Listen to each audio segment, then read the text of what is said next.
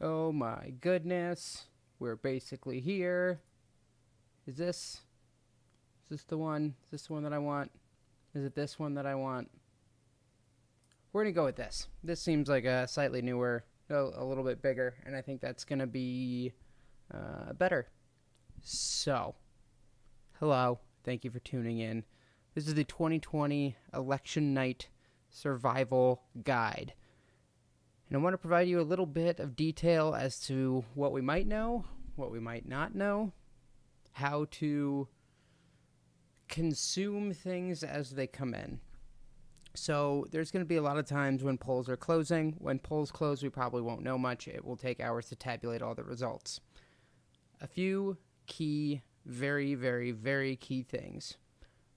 When a particular candidate is up in a state, it does not matter the candidate, doesn't matter the state.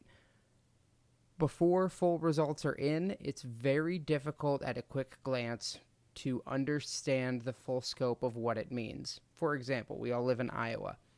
If Polk County gets counted first, and they say 10% of precincts reporting, but it's just Polk County, that would show Biden with an absolutely massive lead. That's just demographic information. We all know Iowa, but they don't tell you exactly which counties have been counted. You can go online and figure that stuff out and do your own assessment, but please do not start making inferences based on 50% of the vote is in, therefore this is roughly where it will be held. That does not tell you anything about where the final results will be. Unless you take a really deep look and you really understand that state, which I do not.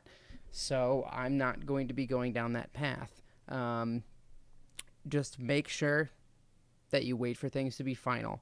The projection desk, so they basically have simulations, and most of the projection desks run these things, and they won't announce a winner until they're 99.5% accurate. If you listen to this, they will echo the exact same thing. In the course of an entire night, they may retract one. There's enough races that 91 and 200 would get retracted. That's just kind of how things go. But what they do is like a county by county analysis of the overall demographics of a state and what counties are like other like counties, which ones have been counted, what they expect. That's how you know, for example, in California, when 3 counties get counted and they say, yep, Biden's going to win. How do they do that? They know that, given a certain, if Biden is up by 30 points in one county, they know by and large that, like counties and other places, unless that one county is fraudulent, they are just not going to account for enough. In states like Wyoming, they're going to have like 100,000 votes in, they're going to be like, yeah, Trump won it. Those things just happen. It's just the demographics of states are really, really heavy. But also keep in mind for states like Iowa, maybe some of the fastest reporting counties might be rural counties without that many votes. Say it's Northwest Iowa. Northwest Iowa is going to go very strongly for Trump. So maybe you see 40% of precincts reporting in Iowa is 70-30 for Trump. That is not cause for panic. There's too many unknowns when you have that many. You need to start waiting till there's like 90%, and even then, sometimes the most densely populated counties or the most densely populated precincts are the ones that are, coming in dead last, and they heavily, heavily favor one candidate or another. So take a deep breath, be cool, and let these things increment out. We're going to try really hard to pump the brakes a lot, especially on my election night stream. We are not going to be trying to forecast things. On the flip side, some things that we can start projecting and forecasting. If major states go in a direction that they were not likely to go, if Joe Biden wins a state he was 20% likely to win, Trump wins a state that he was 10% likely to win, that is cause for a major shift, but we need to wait until they say that state is finalized. So news networks need to fill airtime. I get it. Pundits going to come in. They're going to be spinning all kinds of stuff depending on where you watch. We're not going to do that here. We're going to interview real people, talk about some of the real issues while we just sit back, be patient, and wait for results. As I've said, you will absolutely hear stories of fraudulent activity. It's going to happen. I really hope we don't have any violent events at any precincts.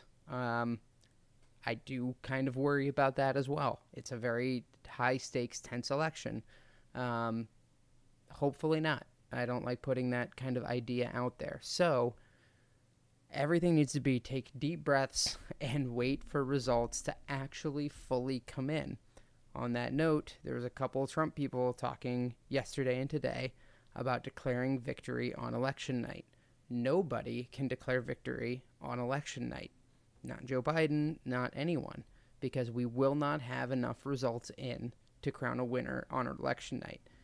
Now, that's with the democratic process. If we see things like Florida and Arizona and North Carolina and Pennsylvania, though I don't think they'll get their results in, all these states that start going blue and can certify a fair number of them, that can have some very, very strong implications, but no winner is crowned until all the votes are counted, all the votes have been tabulated.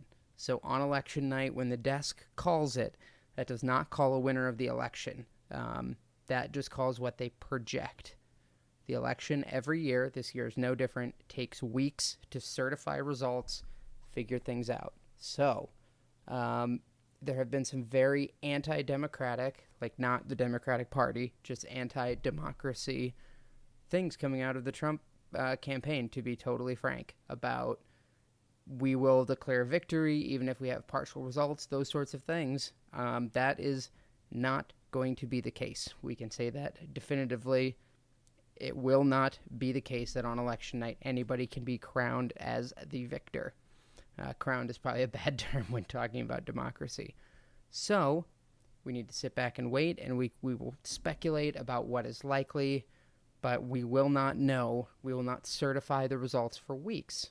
This is what typically happens. The news desk calls it, and then everything just kind of goes as it will. There is reports of Republicans trying to squash some results. I'm not going to be surprised if Democrats do it kind of the same way. Nobody should be rushing to halt counting. We need to count every ballot. I don't care if it goes for the team that I'm not rooting for. We'll say all votes need to be counted. So, with all of those disclaimers, we're going to sit back.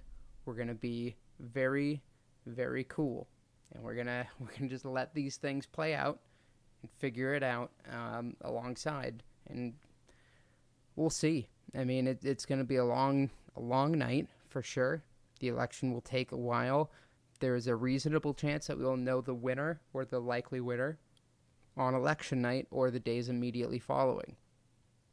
We don't want this to become a media circus of who's counting what ballots and hanging chads and all of those things. We don't need that.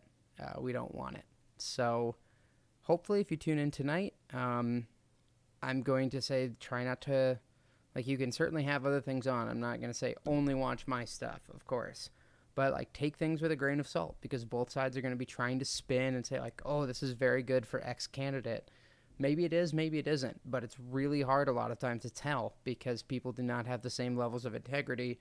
Speaking to both sides here, this is not a rant about one news organization or another.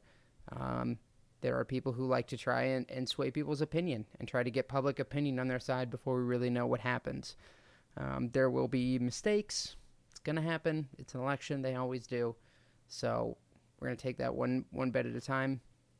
That's kind of the first, I guess, topic. That's overall. That's the biggest one. Number 2, pace yourself on drinking. It's going to be a long night. If you're going to enjoy a beverage, take it slow. Doing a drink every time X happens, it can be a little rough. You take a drink every time they say that, this is democracy in action. That's a great line you'll hear. I will probably spout it just for fun. So that will absolutely happen. So I hope that you all hang out. You get to see. I'll dive in one last time to take a look at a new batch of polls today. Day before, time to overreact, right?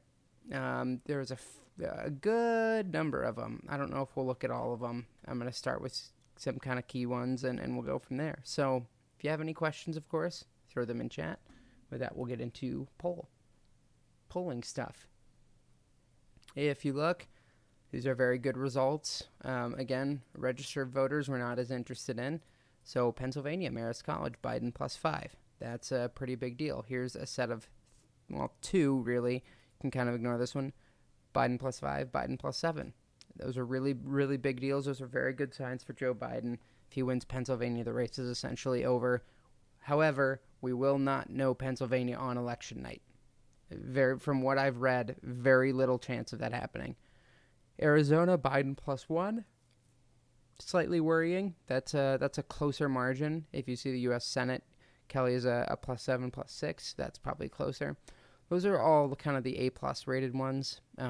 We can lower that. Quinnipiac, I guess I should go through there as well.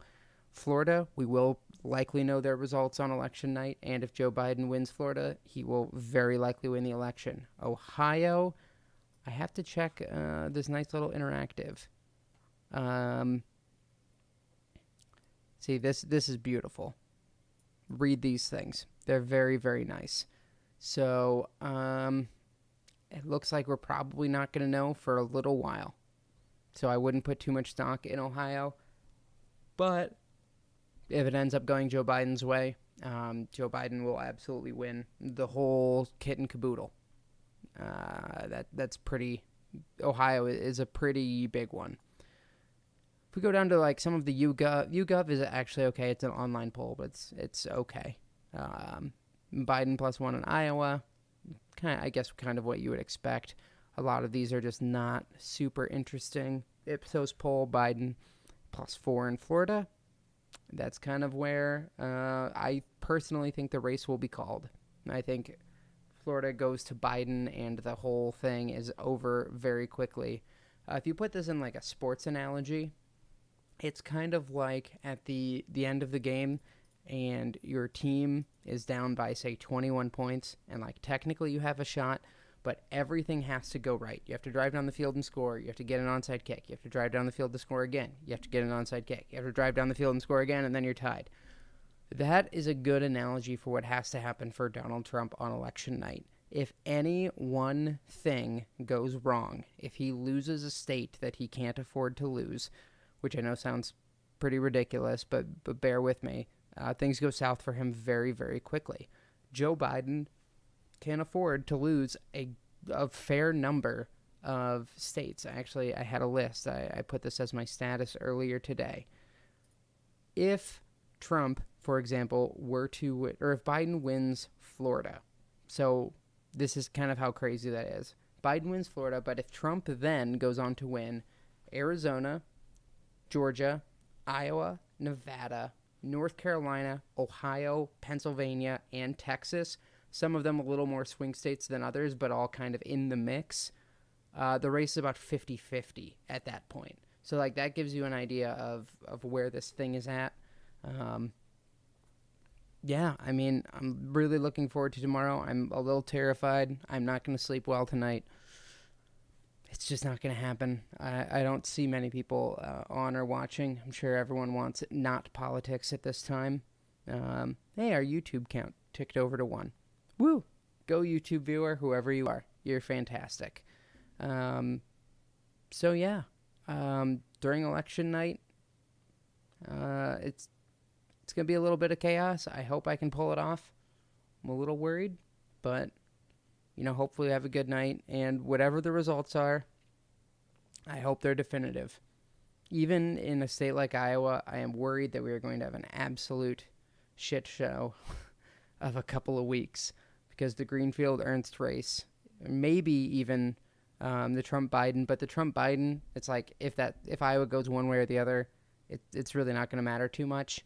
The Greenfield-Ernst race is probably the closest in the entire country, and therefore, if the results take a while for that to come in, it's going to be very, very difficult. We're going to have a lot of attention on us, and we all know from the Iowa caucus that we just don't want it. So I'm hopeful, even if Ernst wins at this point, I would just take clear-cut, good, solid results that everybody can believe in. I think most election officials feel the same way. They may have a team that they're rooting for, but they would just much rather things be definitive than a little murky. I hope all goes well. I've prepped a ton of stuff. I'm feeling pretty good. I think as good as I can about moving forward into this thing. It's going to be quite a doozy. It's going to be a fun time. I can just promise I will put on the best show that I think I can. I'll try to be as upfront and honest with everything as I can with all of you. I hope it's a good night. It's very high stakes for a lot of people. It's something we should take pretty seriously. So the next time you see me, we'll be kicking off the stream, and then we'll start figuring out results. The culmination of 4 years is here. So let's do it. All right. I'll see you all tomorrow for Election Day.